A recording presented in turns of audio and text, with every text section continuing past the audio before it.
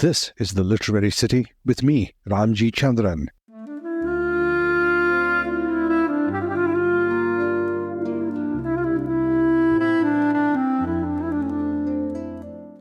As Indians, we have an almost obsessive pride in our heritage. We are quick to talk endlessly about Indian this and Indian that, a trait that has become fodder for comedians everywhere. I think this is because we always knew our history and heritage had been important to the world, but we never knew exactly what, and less how to prove it. For example, the discovery of the zero as being Indian, or how we were once a wealthy people. We have always had information rather than knowledge, and all that we know of ourselves from the work of amazing historians, both Indian and foreign, has for years been locked, treasure in the archives. My guest changes all that with his latest book. It's William Dalrymple with The Golden Road. The Golden Road maps the spread of Indian ideas, languages, knowledge, religion, and art across vast geographies. They are tales of influence and exchange. It's a journey into the Indosphere, lands where Indian culture took root and thrived. It stretches from the courts of ancient China through the wilds of Southeast and Central Asia to the Middle East and right through to Europe. And it describes how the Indosphere left a permanent mark on the histories of the worlds that it touched. William Dalrymple must be credited with having changed the way we see, read, and even think about history. Following his debut with In Xanadu, he burst into the Indian scene with The City of Jinns, his ode to Delhi. And then, with a career studded with successful books, he is recently most famous for his work on the history relating to the East India Company. 4 books collectively known as the Company Quartet. He is also co-host of the mega-successful podcast Empire, and personally, I try never to miss a single episode. The Golden Road was released into India in a polarized political climate where people often take sides without understanding the issues. Now, for its celebration of the treasure that was ancient India, William became the somewhat unlikely darling of the far right. And then the left has always soulfully embraced him. And now I think everyone is coming to the realization that this book tells history and not politics. And now we can all sit back and enjoy reading William's large-hearted, zestful histories of people. These adjectives, I venture, describe him personally too, and any conversation with him quickly turns into a celebration of life. William was my guest almost 2 years ago on this show, and now I'm honored to have him back here today to talk about this fascinating book that uncovers the lost glory of India, The Golden Road. And to that end, here he is joining me from somewhere on the yellow brick road. William Dalrymple, welcome back to the Literary City. Thank you, Ramji. It's been a while. I'm in your city. I'm in Bangalore. Yes, I know, but it's a pity that I haven't been here till late last night. So I'm on at MAP this evening, so you can come along and... I was planning to, actually. I hope to see you there. So. I look forward to that. Okay, so here we go. When you were last here on the show, you ended the show by announcing that you were going to put pen to paper the very next day to start writing The Golden Road. And the result is a book that didn't leave my purse until I finished it. Your book has opened up several silos of discussion and debate, and one of those is Silk Road versus Golden Road. So my first question, why is there a versus? There isn't a versus, and you're quite right that both can be and probably are true to a certain extent. My bugbear is that the Silk Road narrative is completely dominant. Since the 1980s, this idea of a Silk Road, which is a very romantic idea of camels padding over the Pamirs and through the sand dunes of the Taklamakan and Gobi deserts, bringing spices and silks and all the goodies of the Orient. I mean, it's a sort of movie set in just sort of 2 words, and is such a powerful idea. And how did such an idea gain traction? The trouble is, then there are 2 troubles with this idea. One is that it's often portrayed in the more simplistic notions, but probably the most widely disseminated versions of this story, that the Silk Road is this ancient road which connected East and West from early days, and was a sort of eternal motorway through Central Asia, linking Rome and China. And I think you can make a good case for the existence of some sort of major east-west conduit during the time of the Mongols, when the Mongols do indeed smash a hole through Asia, and there's a single kingdom, and there's no passport checks or customs all the way. If you have a passport from the Great Khan, as, for example, Marco Polo did in 1271, you can pass very easily from the Mediterranean coast to the South China Sea and at speed. But it's a complete nonsense for the classical period, when it's often portrayed as being something important and substantial. Do you mean that the relationship between China and Rome wasn't all that close? The reality is that Rome and China had very little idea of each other's existence. There's a couple of vague references in both directions to some major power beyond the horizon. But there was never any embassies between Rome and China. There was never any, we don't know of a single trader, no sort of classical equivalent of Marco Polo who made the journey.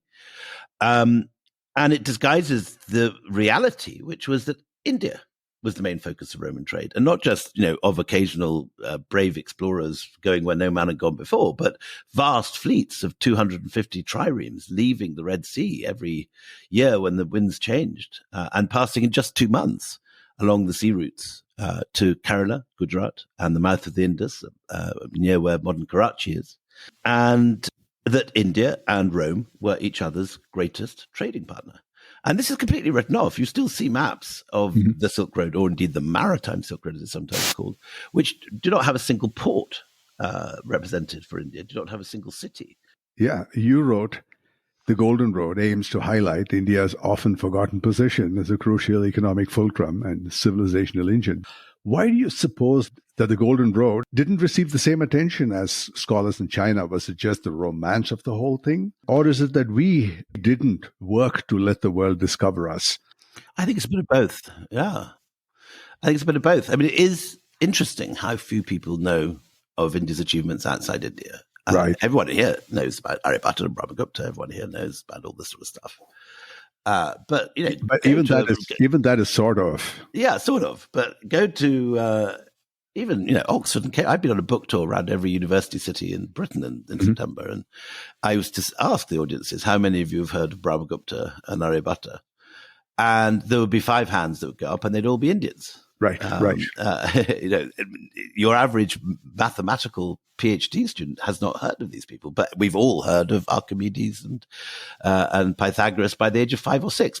Archimedes in his bath shouting "Eureka!" This is something that's in every child cartoon strip. But somehow the Indian story has not gone out, and Indian numbers, which are one of the nearest thing the world has to a universal language, are attributed to the Arabs, which is where Europe got them from. So I understand, we can understand where Europe's coming from. So on the larger issue of the telling of Indian history, we've had a parade of scholars from abroad whose accounts have helped us understand ourselves. Fayen, Xuanzang, the Arabs, Al-Biruni, Al-Thajir, Ibn Battuta, so on, so Marco Polo. But for all the stuff that we have been to across the Indosphere, you'd think that libraries would be piled high with accounts from Indian travelers, but there are almost none, if any. It's very odd. I mean, there's lots of different reasons for this. I don't think there seems to have been an autobiographical mode in ancient India. People write in certain ways in certain times. And for example, there's a lot of kavya, there's a lot of praise poetry, there's a lot of love poetry. Right. Some of the most delightful love poetry in the world comes from early India. But you guys were so busy with your love poetry in the Kama Sutra that you didn't bother writing your memoir. There's only 1.4 billion of us. So. Exactly. That's one possible reading of it. The other is, of course, and one should say this clearly and without obfuscation, an awful lot was destroyed in the 12th century during the Turkish invasions. And a lot of the biggest libraries, like Nalanda and so on, ended up being destroyed at that time. Some manuscripts did survive. Items did escape. I mean, we know there's an awful lot of Nalanda manuscripts that in some form make it to Tibet, for example, and into the Himalayas. But an awful lot is lost, and there's no getting around that. I mean, that's true of anywhere. There's also true of the Library of Alexandria, where Christian monks are responsible for destroying that, probably. the reality is that a handful of works from classical antiquity survive in the West too. So it's not as if it's a uniquely Indian problem, but an awful lot has gone. And it's only when you get incomers. I mean, China is an interesting comparison because China doesn't have the same rich tradition of many other forms of literature. There is no ancient Chinese equivalent of the Kama Sutra, but Right. you do have an awful lot of historical writing, which we just don't have. I mean, for example, the Kushan period, which is an incredibly important period in Indian history, which often is left out of the nationalist part of history teaching because they're seen as incomers from Central Asia. But the Kushans are crucially important for about 300 years and cover a huge area of India. We don't have more than their coins. And I think 2 inscriptions, one in Mathura, one in Afghanistan. And all their stories, all their names are lost. There's some theories that the Mahabharata reached its final phase during Kushan times, and that the geography of the Mahabharata, stretching from Gandhara down to Mathura, but not further east, could reflect that of the Kushan era, although obviously the roots of the Mahabharata are much older. But in general, we have, very little, very, very little of whole periods of Indian history. Even the Golden Guptas, the poster boys for ancient India, with good reason. It's the period of Kalidasa, it's the period of Aryabhatta. But take away the coins, take away a handful of inscriptions, and we're in the dark for a lot of the time. One of the things, looking back, I see this attempt to speak of Indian history as some one cohesive thing, where it's a little hard to do that because, there are so many histories over here. So I for example, I'm working on a book, The History of Bangalore. Second plug, Ramji, you're doing well here. Yes, it's a plug indeed, but the first one's getting edited out. How did you figure that out? Wasn't I subtle?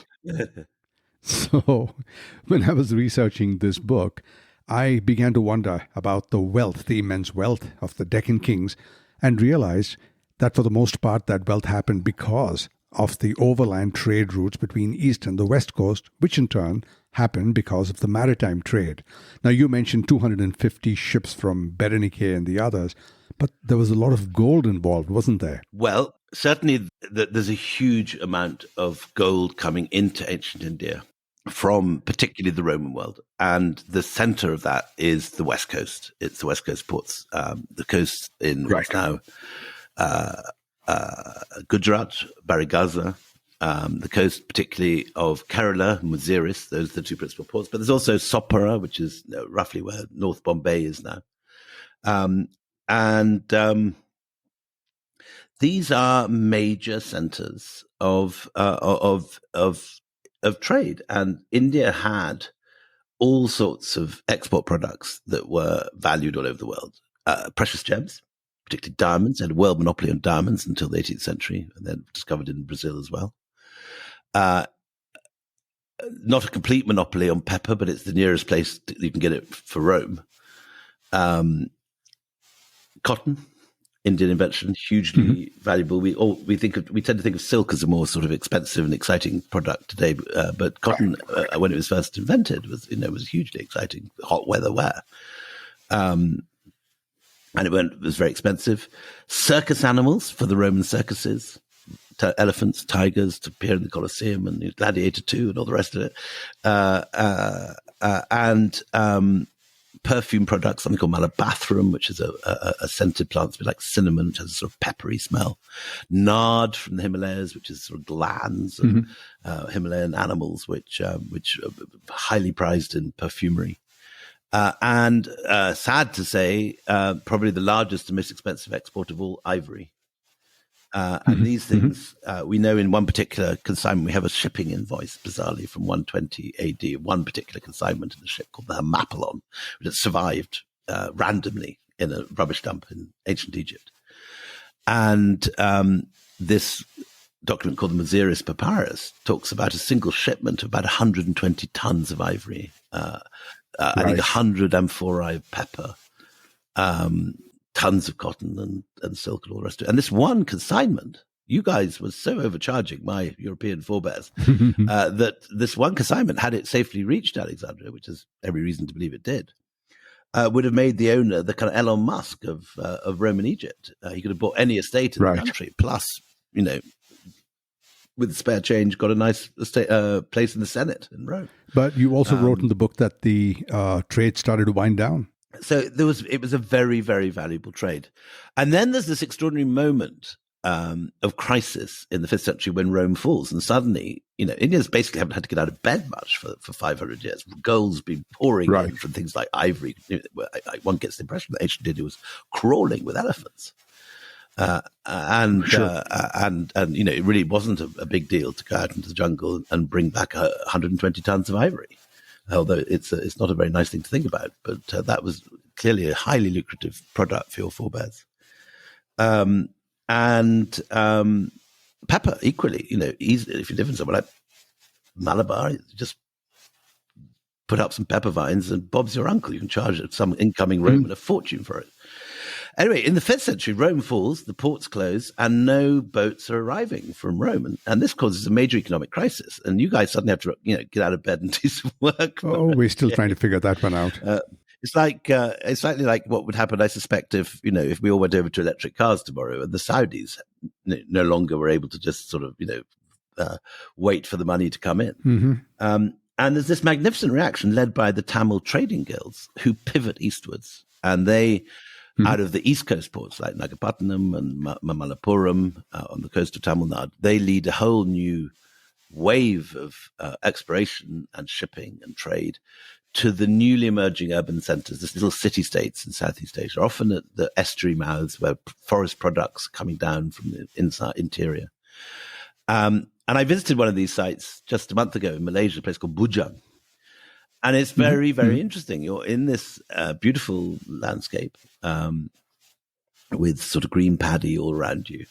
And there are these little settlements by the river mouths. And on the edge of the settlements, which have disappeared because they're made of bamboo and wood, are a whole range of different stone platforms for temples, Buddhist and Shaivite.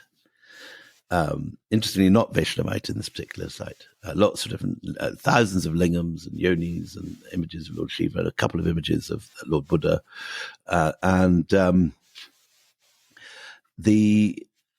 These sites expand over the 5th and 6th century to become major city-states. And there's a massive empire that grows up in what's now Indonesia called Srivijaya, and another on land, the Khmer Empire, which, don't tell Mr. Modi, is probably the largest Hindu empire ever. We never think of the Khmers as rivals in this matter, but they build, of course, the largest Hindu temple, which is Angkor Wat, the Vishnu temple.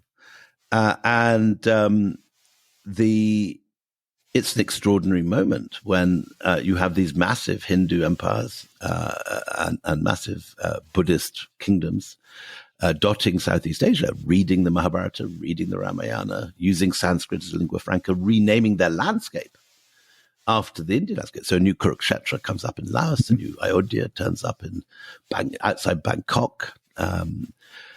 All the major Shaivite shrines are reproduced as step pyramids in Cambodia. And even the main river gets rechristened Ma Ganga, which is pronounced in Khmer, Mi Gong. That is quite fascinating, Mi Gong. And so there's this renaming of the landscape. So there's an awful lot for Indians to be very, very proud of here. And it's odd in an age when, there's quite a lot of nationalistic chess beating going on in certain quarters that not more has been made of this. Right. And when it has been made, it's been slightly kind of botched up. It's often portrayed by ultra-nationalists as Akun Bharat as a sort of massive arena of military conquest.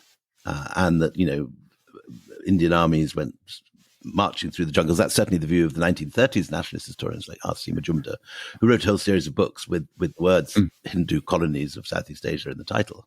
And that just turns out to be wrong. So no military conquest, no colonization?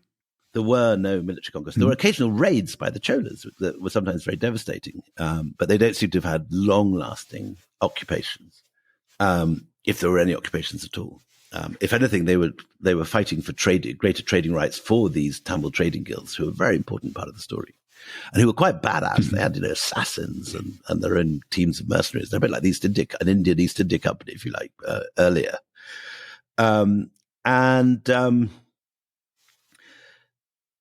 The trading guilds and these guys make vast fortunes in what they come to call Savarna Bhumi, the lands of gold. And to this day, when you fly into Bangkok Airport, it's called Savarna Bhumi. Airport, yeah. And Savarna Bhumi being the lands of gold. And the reason they're the lands of gold is that that's where Indian merchants went to get their gold, from Sarawak, from the gold mines in southern Thailand, northern Malaysia. And we have early little touchstones from Tamil gold workers who were busy distilling this ore into fine jewelry on site with their equipment. And this is the moment, 5th, 6th century, when the first temple towns are beginning to be established in southern Tamil Nadu. So places like Kanchipuram, the port, Mamallapuram, Nagapattinam later, another important port. Right. And very quickly, these institutions are passed over the Bay of Bengal. The Bay of Bengal at this point is something that unites the two sides in one sort of united Sanskritic world of Southeast Asia and South Asia. And ideas move very quickly. And we find, for example, that the Shore Temple in Mahabalipuram is almost exactly, but not quite exactly, copied 5 years later in Java, a place called Gedong Songo, which is an amazing sort of active volcano where shoots of sulfurous fumes are billowing into the air. It's an amazing sight. And there's the Shore Temple, very familiar to anyone that's ever wandered around Mamallapuram on a holiday. There it is, reproduced, slightly different eaves, slightly different doorway, but basically the same temple. And it's a huge deal. Indic ideas are dominant all the way from Japan to Afghanistan. And the rest of the world just does not know this yet. I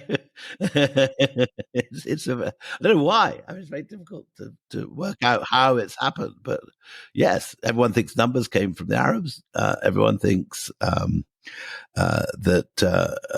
half the most important developments came from ancient Greece and China, and the Indian story, which is remarkable, has just not been told. And when it has been told, it's often been sort of muddled up with kind of nonsense about atomic weapons in the Mahabharata and WhatsApp forwards by old uncles, right.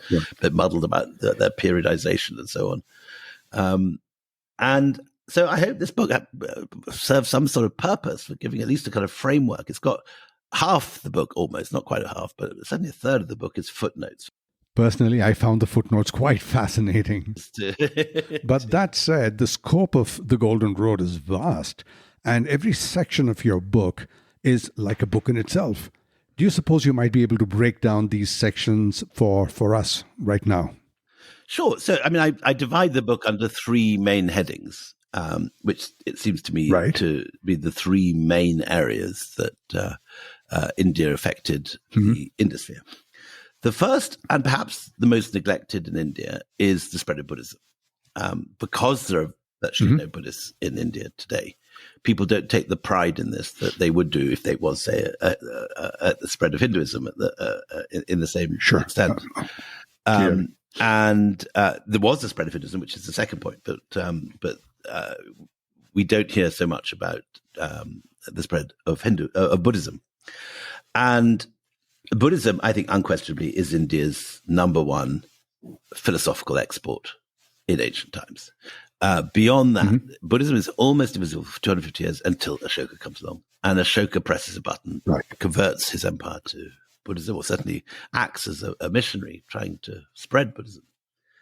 And it spreads not only throughout the entire length and breadth of India, but to Sri Lanka, to as far as Cyrene, which is Libya. He sends missionaries. And this changes everything. And suddenly, Buddhism is spreading in one direction, westwards up through what's now Pakistan and Afghanistan to Bactria, across China, into Mongolia, and Siberia, southwards to Japan, Korea, Thailand, Cambodia, Burma, Laos, on and on it goes. And it's a massive deal. And it takes over China. I mean, it's an incredible moment. Then the second part of the story is the slightly later. This all is taking place from, sort of 250 BC onwards. Then slightly later, you get the spread of Hinduism. And this follows this moment of the collapse of Rome, when large numbers of Indians are traveling eastwards to find new markets in Southeast Asia. And from the 5th and 6th century onwards, we begin to find lingams, yonis in Malaysia, early Vaishnav statues in the Mekong Delta, followed by enormous great Vishnu temples and Vishnu images. Then later waves of Shaivite step pyramids and the Pashupatas, who are great missionaries for the Shaivite cause. And the spread of Hindu kingship. And why are they being welcomed? Because they bring a lot of practical stuff with them. It's not only that they connect you with the gods and the heavens and big up the local rulers, but they also bring literacy and numeracy. They help you gather your taxes. They bring you writing, no small gift. And that's why the whole of Southeast Asia uses or scripts which derive from Southern Brahmi, which is also known as Pallava Grantha, which is the script basically devised in Kanchipuram for the Pallavas. So you have this vast spread of Indian language, literature, science. The earliest dated 0 in the world, it's an Indian invention, but the earliest dated one we have is on a stela in Cambodia, K127, from Siem Reap near Angkor. So all these Indian ideas are spreading richly, along with a very advanced taste for Sanskritic literature. And you get the impression that the Khmers are super nerdy about Indian literature, and they're busy showing off their knowledge, not just of, the obvious stories of the Mahabharata and the Ramayana, but really obscure Puranas and really obscure Tamil folktales. There's various Tamil ammas, local village deities, really, with stories attached to them, who don't even appear in Andhra Pradesh or Karnataka, but appear in Tamil Nadu and Cambodia. And these guys really liked to get their Sanskrit perfect. And the orthography and the grammar of Sanskrit inscriptions in Cambodia is almost sort of dazzlingly precise and correct. So these guys took great pride in adopting this culture and civilization. And it's something that I think people largely have forgotten in India. I mean, I've been many times to Angkor Wat, and you always see Indian tourists astonished, jaws dropping, when they find the Battle of Lanka or the Battle of Kurukshetra on the walls of Angkor Wat. What's it doing here? The Mekong Delta, 6,000 miles east of India. And who knew, they say, that Angkor Wat, now a Buddhist temple, was originally a temple to Vishnu. All this is weirdly not part of the everyday narrative in this country, and it's such an extraordinary achievement. And to have achieved it even more remarkably, not by conquest, which is in a sense the normal way that the world operates, but through soft power, through the sheer sophistication and the enticement of these stories. To the math, first of all, everyone is going to be happy to know that this matter is all settled and the 0 came from India. I don't think there's any dispute about that in scholarly circles ever. I mean, everyone has known that, but it's right. But it's not out there. I get the impression that there's various stages in the discovery of 0. There is a very basic concept of 0 in Babylonian inscriptions, where you have it is a placeholder. But what Brahmagupta does, and it may have been done before him, but Brahmagupta lays it out very clearly sitting in Mount Abu in the 6th century. He says, he comes up with a whole series of definitions of 0. He defines it, pins it down, and shows that it's a number with active properties like any other number. In this way, he gives 0 its power. It turns it into a number rather than just an absence or a placeholder. And therefore you can do, which is the great trick of Indian numbers, you can do place value. So zeros, tens, hundreds, thousands, tens of thousands. And you can express Right. any number up to infinity with just the 9 number symbols. So if you do that in Latin numbers, you have to do MC, VC, X, VX, VCC, X, VM, V, and endlessly round and round and round you go. It's one of the great abstractions of human thought, and it happened here.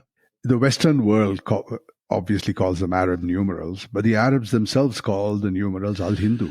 Do they still today? As recently as something I read maybe a year ago. So this is something I didn't pursue in the book, the nomenclature, and when it changes, because at the time, Al-Khwarizmi, who's the first guy who really translates this successfully. Khwarizmi, yeah. He calls it the Hindu method of calculation. And then when Fibonacci transmits it to Europe, he calls it the modus indorum, the Indian method. So the guys responsible for moving it first to the Middle East and then into Europe are very clear. They're not trying to claim this is their brilliant new idea. They are very clear this is an Indian invention, and they're very proud. It gives it a kind of exotic and exciting ring as far as they're concerned. And I'm not clear when Arabic numerals first got called Arabic numerals, because they're not called that, when they're introduced. They're called Indian numerals. There's the sentiment that the zero came from India, and then a struggle to try and prove it. Well, this is exactly it. And you have these sort of WhatsApp forwards that are often bit sort of muddled up and historically. And you also have, it should be said, in academia, you have all chapter and verse. There are great Indian scholars who've worked on this for centuries and are huge experts in it, and whose work I owe an enormous amount to. But there is this weird way in which the two have not connected. And the work of scholars in many fields has not been disseminated in the way that, for example, knowledge of the Silk Road has, or indeed knowledge of ancient Greece has. So kids in the West, know about Archimedes and his bath from the age of 7, but you're shouting Eureka. But no one has heard of any of this stuff in the Western world, any of it. Or the Indian world, for instance. I got into quite a lot of trouble a month ago when I said that the reluctance of Indian historians certainly in the kind of 50s and 60s and 70s to write accessibly had contributed to the rise of WhatsApp history. And of course, it's not, WhatsApp history is often powered by figures who are pushing a malignant and provocative agenda themselves. So one can't blame the academics for that, of course, but they haven't, they've left the space open and they haven't defended their ground. And so there is widespread suspicion of historians in India that you don't find in most countries. And B, there is a failure to grasp quite a lot of the amazing things this country did, and instead take pride in nonsense like sort of, atomic weapons in the Mahabharata and Rishi-powered internet in the Vedas, or, whatever it is. All of these being marvels of the mind, I guess. I'm very happy to say, actually, that the Bangalore Academy, the History Academy, has been very supportive and warm towards my work. And they do admit that they write more for the Academy than for the public. But they're really wonderful people. Yeah. No, and I found that absolutely. I mean, people are very, very generous. If you, there's one woman in particular who I think her name is not widely known in India because she writes mainly for an academic audience, but Himanshu Prabharai. And she is the great scholar of maritime India. She has given an incredible range of books, 20 or 30 books now, about these subjects. And I've drawn at length with her from her books. And she's probably the most footnoted Indian scholar in the book. So they're out there, but often they're not writing, for non-academic presses. They're not doing podcasts. And so this great work doesn't make it out. And instead you're getting, uncle's WhatsApp. Pity he didn't go to school, but knows so much. Now, finally, throughout this journey, there are wonderful stories and there are wonderful people that you write about. And throughout your book, my two favorites are Dandin. By the way, I loved your Dandin versus Kerouac take.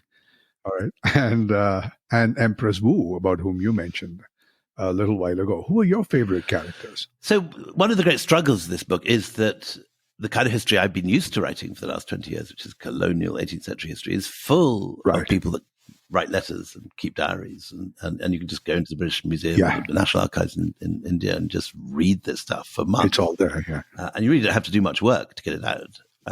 And the same is true, incidentally, of the Mughal world. The Mughals were fantastic autobiographers and memoir writers. A lot of that stuff is stuck in Persian, and I worked for 20 years with this wonderful scholar, Bruce Wannell, who can read Mughal Persian as fluently as you and I can read the Times of India.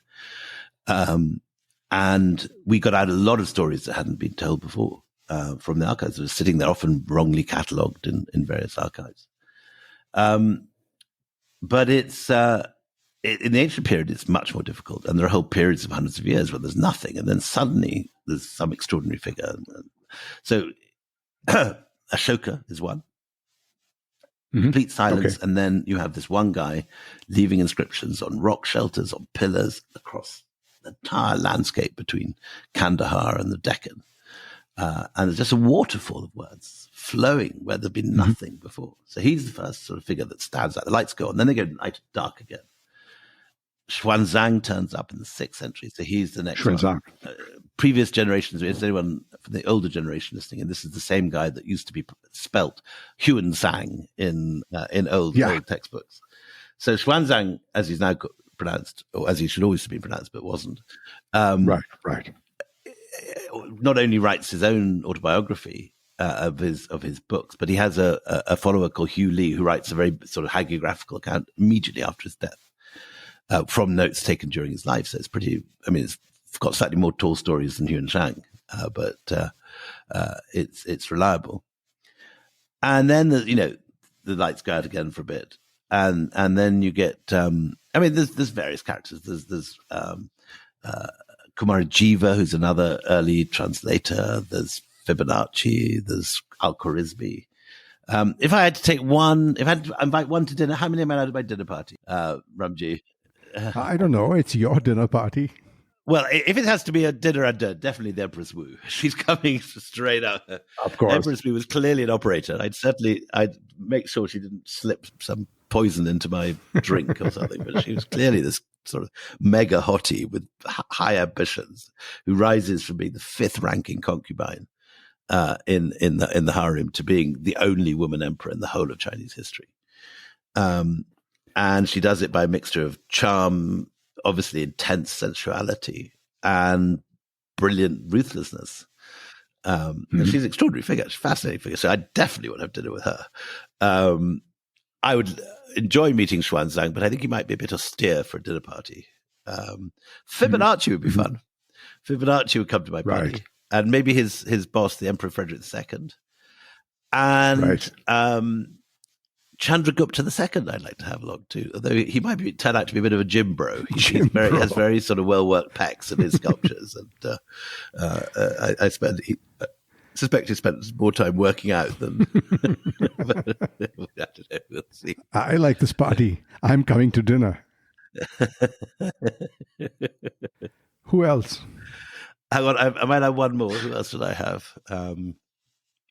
Oh, definitely. Sorry, one other gentleman that's definitely coming is Mahendra Pallava. Mahendra Varman Pallava is this extraordinary figure who is the wittiest and naughtiest of all the South Indian monarchs. And he has written 2 plays that survive, which are sort of absurdist Beckett-like farces. There's one where there's a monk meets a courtesan in a bar. It's such a great premise. And there's another one where, more or less with the same cast, where a holy man and a courtesan end up having their souls muddled up by Yama, the god of death. And they each... is this the one where the dog runs off with the skull? That's the first one. And the second one, the courtesan starts speaking out of the mouth of the monk, and the monk starts speaking out of the mouth. So you can see the kind of guy he was. It's funny, very funny. And he'd be my first choice of guest of all. I think of all of them. I don't think we probably get a word in Edgeway. I can imagine. But understand where that came from. He sounds like my grandma. She was naughty, was she? Oh yeah, she was. I'd imagine. And anyway, so now. You mentioned footnotes a little earlier. I think I spent as much time on the text of your book as I did on the footnotes. And thanks to you, now I've acquired 9 books to research for my own writing. But I thank you for that. That's really fantastic. My method of history, which I learned from my great historical guru, is a guy called Sir Stephen Runciman, little read in this country, but the great historian of the Crusades and Byzantium. I know who you're talking about. I've learned everything I know about history writing from him. And his method is, well, I think we both start from the same position that so much historical writing gets bogged down in complicated arguments. So you lose the actual narrative that you're telling. Right. But you need to have these arguments thrashed out. So what's the solution? The solution he found was he basically tells the tale, the narrative, as he thinks it happens, and makes decisions that such and such is the most likely outcome. Writes his narrative, and then in the footnotes, he puts all the scholarly debates. So, for example, you mentioned the debate on whether zero comes from India. I mean, so for example, you'd say the zero comes from India, and then you'd have a 5-page footnote saying X says he does, Y says he doesn't. I believe it did because Z, that way if you want to peer under the bonnet and have a look at the carburetor and check the oil and all that sort of stuff, and make sure you've got enough wiper fluid in all that stuff. You can, and there's 150 pages for you to do that. But the casual reader can just get on and understand the outlines of the story without getting bogged down in scholarly debates. Well, I could spend all day talking to you about every section of your book, because I think I made 2 passes over it and went over the footnotes. But my egg timer runs out. I think we need another plug for your book on Bangalore, Ramji. What are you writing about now, Ramji? Oh, this is most kind of you, Willie. Do you have any suggestions? I think that we really badly need a book on Bangalore. Have you thought about doing that? Yeah. Okay, I'll do it. All right. Isn't it fortuitous that I've already been signed up to write? Oh, well... Just amazing. What a coincidence. When you were last here, as I said before, you announced the Golden Road. Go ahead and make us happy again. What's your next book? Not sure. I've signed up to do the Opium Wars, but since then I've read Amitabh Ghosh's book, and it's so good. I'm not sure I can better it. So I'm having a think. I also quite enjoyed being in ancient India, and I quite like to carry on in that sort of area. So okay, that's wonderful. And have you tried making your own garum? I haven't tried making my own garum. You can buy garum from Spain. They still make it. And apparently it's pretty like Southeast Asian or Thai fish sauce. And there's a theory that they might be linked archaeologically and historically. Wonderful. So actually, if you want to taste garum, you only have to go, to look in your cupboard and get your Thai fish sauce, which you probably put in your noodles anyway. So garum, we should say for those who don't know, garum was the most popular sauce in Roman times, and it was a fermented fish sauce made in, I think, originally Lebanon, and for which Romans paid a great deal. And in almost every Roman site in the world, you find these little dishes, and a bit like kind of our saucer, where you have that indentation for a cup. In the garum dishes, that indentation is about 3 times as deep. So it's a sort of centimeter deep indentation. And that's where they put the garum in the center of the plate. And then you'd got your fish and you dipped it in. And that was the Roman way of snacking. And it spread to India. And I was last week with the wonderful PJ Cherian, who's digging Putnam, the Maziris site. And I can't remember the proportion of garum dishes, but he's found, hundreds of garum dishes, which implies it wasn't just Roman sailors coming in and using garum, that the Malus picked up a taste for it too. But it dwarfs in comparison to the main import, which of course is South Italian wine. And there seems to be a highly developed taste for good Pulian Puino Grigio in the first century Caroline. Right. Which shows great taste in my book. I suppose so. And that is probably what fueled Mahendravarman Pallava's imagination. May well have done, exactly. Well, William Dalrymple, thank you so much for being my guest on the Literary City again. Thanks, Rajiv. Thanks very much. Good luck with your book. I think it's on Bangalore. Yes, it is, as a matter of fact, now that you mention it. Very good. Look forward to it.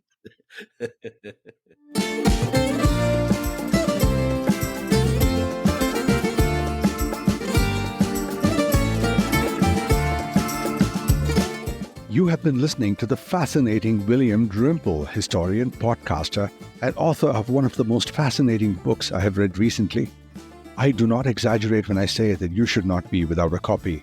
Now, we have a link to where you can buy a copy of The Golden Road, but as always, remember to support your local bookstore.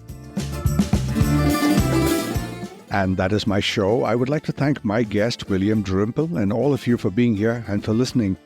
Season 4 has seen a parade of great writers already, and more great books and their authors are scheduled to appear in our forthcoming episodes. So hit that button and stay alert so you know when. Till then, have a great time, and of course, have a wonderful and prosperous 2025. I am Ramji Chandran, and this is The Literary City.